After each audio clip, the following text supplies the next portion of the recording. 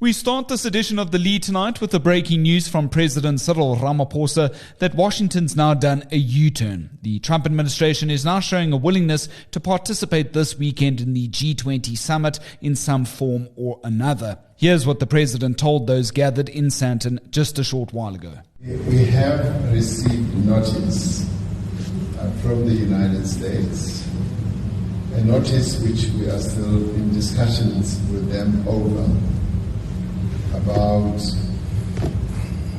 a change of mind about participating in one shape, form or other in the summit. So the discussions are still ongoing. This comes really at the late hour before the summit begins, and so therefore we do need to engage in those types of discussions to see how practical it is and what it finally really means. In a way, we see this as a positive sign, very positive, because, as I've often said, boycott politics never work. It's always best to be inside the tent than being outside of the tent. Please note that the rest of the show this evening was recorded earlier in the day and may now sound dated in respect to this breaking news. This episode of The Lead is brought to you by 10X Investments. 10X, your future.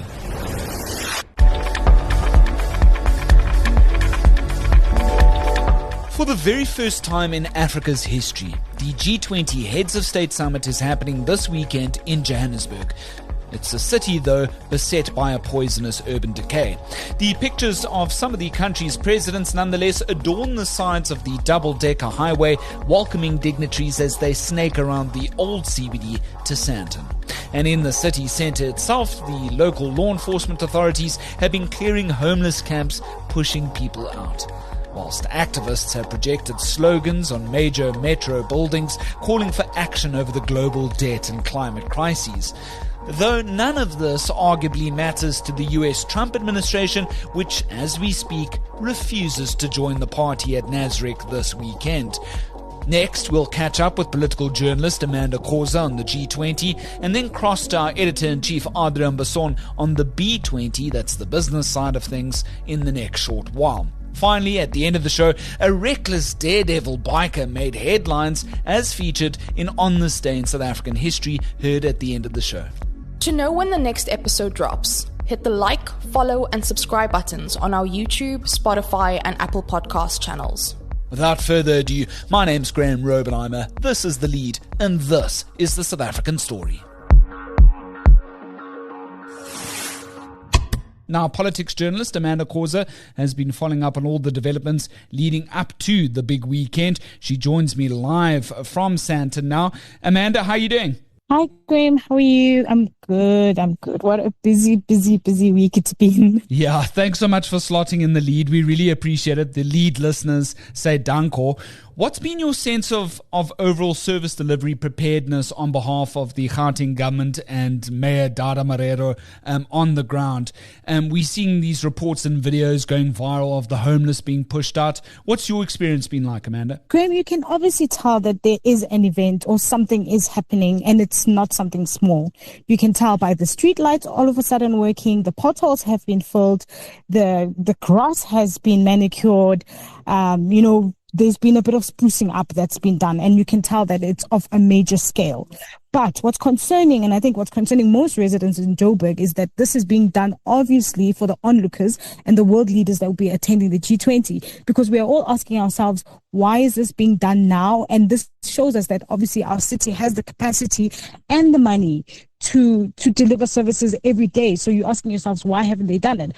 But nonetheless, how they've defended it is that our president has said, like in any household, when you have a guest, you do some spring cleaning, is how he responded last week when we said, Joburg residents are complaining that you are doing this for the G20. And they were like, no, actually, we're going to use it as this event, as a benchmark, and we're going to continue from here. I don't think any of us believe that, but you can obviously tell that, something is happening in Johannesburg and something very big is happening. Right. Amanda, Dada Marero, the mayor, he continues to claim on X, formerly known as Twitter, with a lot of the people sort of responding to his messages showing these upgrades in certain parts of the metro. And Dada continues to say the following line. He says, "We're not folding," about this criticism that once the G20 heads leave town, that suddenly, Joburg is going to regress again. According to the mayor, he's going to keep those levels up. Apparently, the MK party says it's opposed to the G20. Did you hear this? I did see a report about it, and to be honest, I've traveled quite a lot with the presidency and the president, and when you do go to conferences and summits on a global scale, there is cleaning up that's done. Governments do they have a responsibility to the world, if I can put it that way. So right. It can't always be about focusing. I do hear where MK is coming from, but it can't always be about the domestic issues. We also have an obligation as South Africa, because we are part of the world. But I do hear what they're saying. But we can't just focus on South Africa. South Africa is part of Africa, and Africa is part of the world.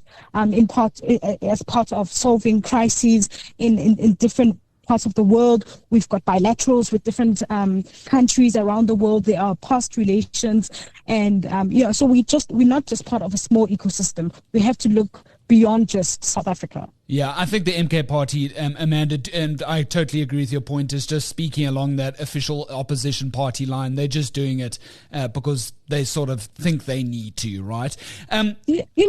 Also, just to add, remember, they've been opposing anything. If anything is being done by the GNU or the president, they will oppose it. I must add that it's not unique to the G20. They've opposed so many things. If it wasn't the budget, anything that to frustrate the GNU and the current government, they will do it. Right.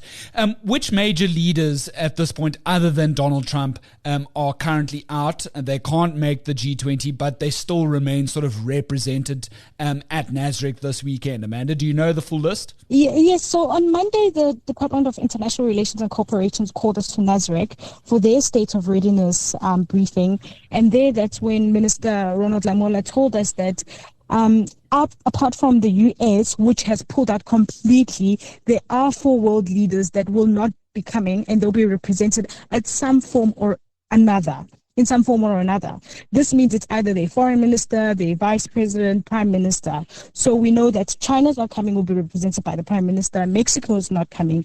Argentina's not coming. And Russia, for obvious reasons. I know people are making a big deal, but I completely understand, because at the moment, Russian President Vladimir Putin can't travel because of the ICC warrant of arrest. He didn't attend the BRICS summit, so it's not unusual. Or I personally wasn't expecting that President Putin was going to be in South Africa for this G20 summit. So outside of that, I think it's only for us to see who's arrived and who hasn't arrived, outside of that formal confirmation from DIRCO. Yeah, 100% agreed. I mean, Russia was always going to be a no-brainer.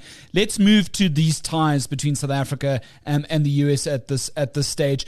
We've seen a commitment by the presidency here that at the end of the summit, come hell or high water, President Cyril Ramaphosa and Pretoria is going to make a declaration on behalf of all the member states of G20. And this despite the fact that the US doesn't want it, but the US wants to have its cake and eat it, right, Amanda? If it can't come to the party, it still wants to crash the party. I mean, that's the most bizarre thing I've ever seen. It's almost as if like President Trump has FOMO. It's like, okay, I can't come there, but I want to be part of it or spoil the show for you. What I wanted to say is that on Monday, during the briefing that DIRCO hosted, they were very, they emphasized that negotiations are underway for consensus to be reached on a declaration. They also admitted that it might be possible that the second best thing that we might get, if not a declaration, is a payment statement. The government did confirm that they are negotiating with the countries and the member states that are here. So what's likely going to happen is that you're going to have a declaration of the world leaders that are in attendance. So without the US. Whether that's going to end up being called a declaration or a chairman's statement, I'm not sure. It's going to depend on how the negotiations go, and it's going to depend on how much South Africa is able to persuade the countries that are in attendance to adopt a declaration. But at this stage, I can't tell you for sure.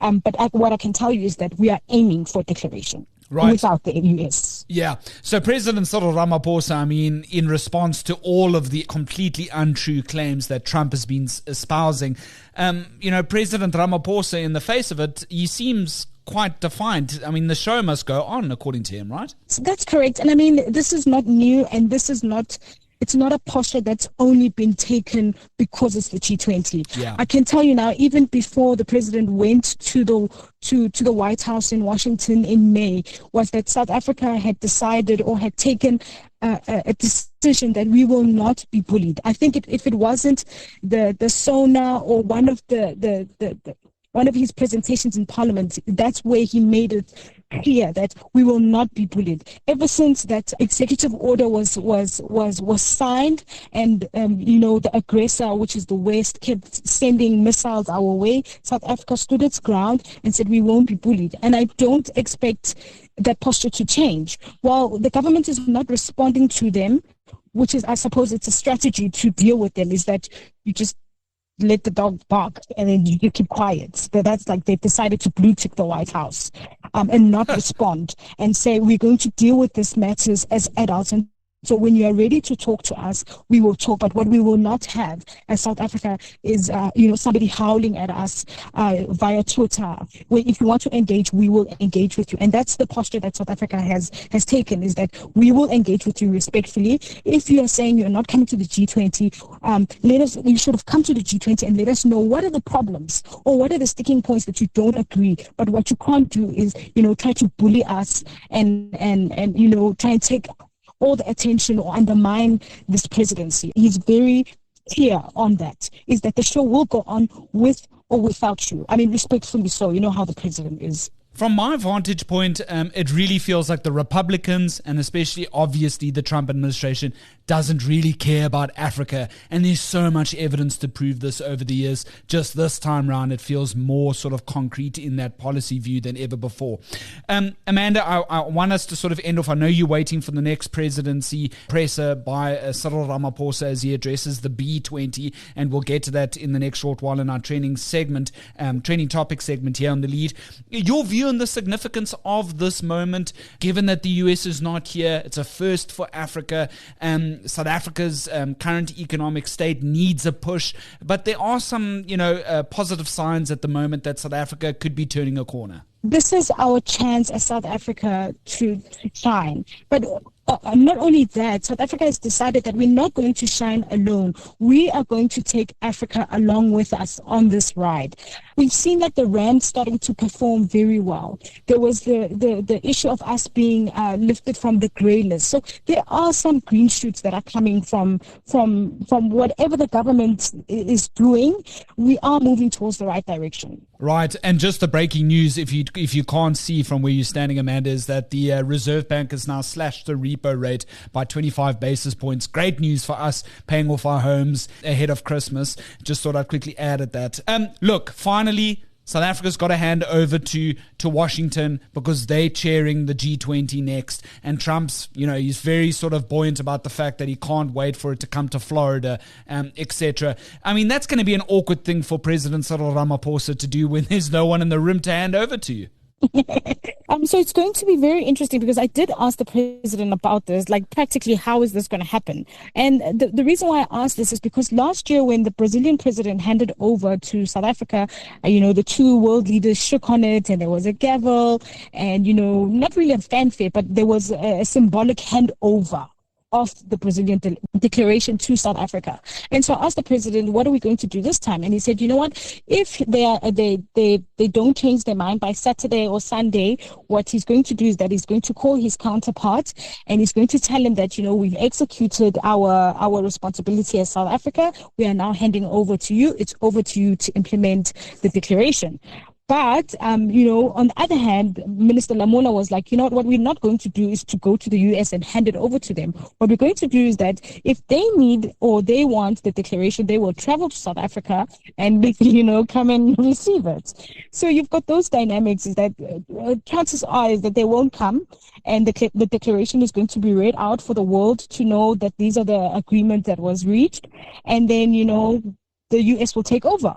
And then it's up to them whether they implement, the resolutions that are contained in the declaration. Right, Amanda. Sterling reporting as always. I really appreciate your time here on The Lead. 2 busy days this weekend at Nasrec, of course, and you've got that presidency speech coming in the next short while. What are you expecting very quickly to hear from President Cyril Ramaphosa? The engagement we're here to attend is a partnership between South Africa and the EU.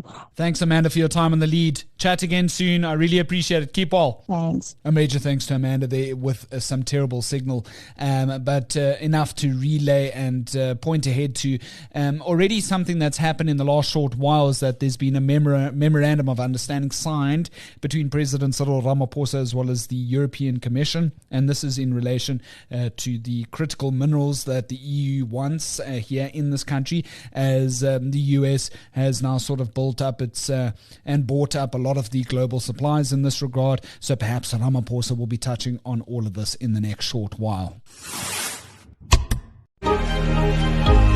At 10X Investments, we don't only help you invest for retirement, we help you craft a legacy. With thoughtful planning and meticulous execution, you can create the retirement future you've always wanted. Invest with us today. 10X your future. 10X is a licensed FSP.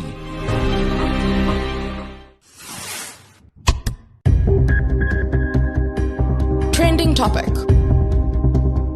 Moving to our trending topic now, and from the G20 to the B20. The contrast between US political and business positions is night and day. Remarkable. The Business 20 is the official precursor event for global business people to meet ahead of the G20 itself. And it was held in Sandton today, where our editor-in-chief Adrian Basson reports that the US Chamber of Commerce's Vice President Gary Littman was a lot more upbeat about the state of South Africa than the Trump administration's been as of late. Yes, Graham, it's been a tale of two cities here in Sandton at the convention center, as a top American businessman took to the stage and lauded South Africa's business sector progress and ambitions, in direct contrast, of course, to the opinions of Donald Trump, the US president, who again on Tuesday emphasized that his country is boycotting the G20 meeting in South Africa because of his false claims that Afrikaners are being, and this time he used the word, exterminated